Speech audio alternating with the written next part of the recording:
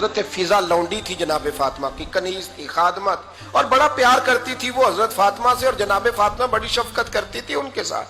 جناب فضا کہتی ہیں ہمارے ساتھ ہی نا دو چار گھر چھوڑ کے ایک یہودی مسلمان ہوا تو اس کے رشتہ داروں نے رشتے توڑ دیے، ناطے توڑ دیے، سارا خاندان مسلمان ہو گیا، لوگوں نے ملنا جلنا چھوڑ دیا۔ فرماتے ہیں کہ اس کی بیوی فوت ہو گئی، تو میں نے حضرت فاطمہ کو خبر دی، تو پہلی خبر سنتے ہی خاتون جنت فرمانے لگی اس سے تو اس کے رشتہ داروں نے ناتا ہی توڑ دیا ہے۔ فضا جب پتہ کر کے کوئی غسل دینے والا ہے، اسے پتہ کر کوئی کفن دینے والا ہے، کہتے میں واپس آئی، میں نے کہا اماں جی کوئی بھی نہیں، اس کا شوہر تو پریشان بیٹھا ہے۔ کہنے لگی لا چادر پھر تو اور میں چلتی ہیں۔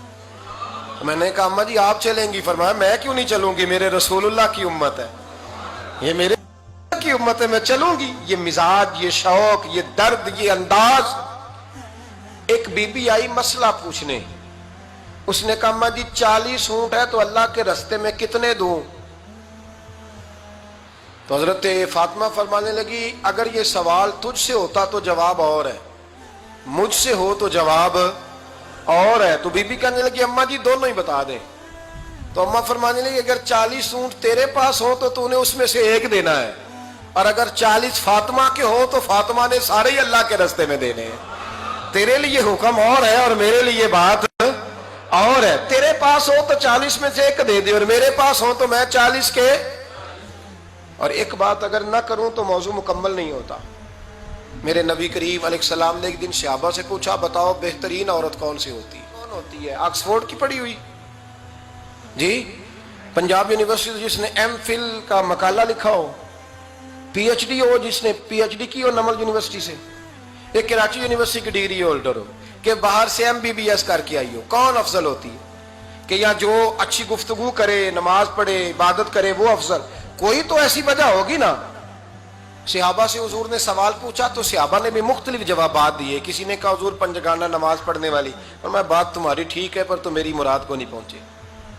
ایک نے کہا یا رسول اللہ صلی اللہ علیہ وسلم پردہ کرنے والی، فرمایا بات تمہاری ٹھیک ہے پر تم میری مراد کو نہیں پہنچے۔ ایک نے کہا حضور با پردہ عورت، فرمایا بات تمہاری ٹھیک ہے پر تم میری مراد کو۔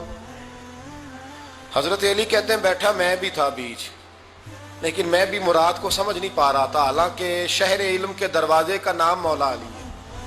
فرماتے ہیں اس وقت اللہ کی حکمت تھی کہ جواب کوئی اور دے، تو حضرت علی کہتے ہیں قد بھی میرا چھوٹا تھا، بیٹھا بھی میں پیچھے تھا، تو تھوڑی گردن اور جھکا کے نا تو میں نکل گیا اور فاطمہ کے حجرے میں پہنچ گیا۔ تو میں نے کہا فاطمہ حضور نے ایک سوال پوچھا ہے تو صحابہ جواب دے رہے ہیں پر حضور کہتے ہیں تم میری مراد کو نہیں پہنچے، ذرا جلدی سے جواب نہیں دیتی؟ تو خاتون جنت ہنس پڑی، فرمانے لگی میں جواب دوں؟ آپ کو بھی کہا ہاں دیں جواب کا کیا؟ فرمانے لگے بتاؤ سب سے بہترین عورت دنیا کی کون سی، سب سے بہترین؟ تو جناب فاطمہ کہنے لگی سادہ سا جواب تھا، آپ لوگوں کو آیا کیوں نہیں؟ کہا چلو بتاؤ۔ جناب فاطمہ فرمانے لگی دنیا کی سب سے بہترین بی بی وہ ہے جس کو نہ کبھی غیر محرم نے دیکھا ہو، اور اگلے لفظوں پہ غور کرنا، نہ کبھی غیر محرم نے اسے دیکھا ہو اور نہ اس بی بی نے کبھی کو غیر محرم دیکھا ہو۔ یہ کوئی پڑتا نہیں کہ بی بی کہتی ہے جناب میں تو چہرہ ڈھام کے نکلی تھی، باقی میں دکاندار سب سے بات چیت کر آئی، سب کے چہرے دیکھ آئی۔ حضرت فاطمہ نے بتایا کہ تیری آنکھوں کا بھی پردہ ہے، اور وہ روایت وہاں الگ موجود ہے کہ حضور نے حضرت عائشہ صدیقہ ام سلمہ سے کہا کہ عبداللہ ابن مکتوم نابینا ہے تو پردہ کرو۔ تو یہ نابینا اس سے پہلے سیرت نگاروں نے لکھا ہے کہ ایک دن یہ اس سے پہلے حضرت فاطمہ کے گھر چلے گئے حضور کے ساتھ، تو نبی کریم علیہ السلام نے جب ان کو لے کے حضور داخل ہوئے تو جناب فاطمہ نے آنکھیں جھکا لی، پردہ کر لیا۔ تو حضور نے فرمایا بیٹی وہ تو نابینا ہے، تو عرض کرنے لگی حضور مجھے تو نظر آ رہا ہے نا۔ یعنی حضور نے جو ازواج کو کہا وہ بات کی، جناب فاطمہ کا جو انداز ہے وہ نرالا ہے۔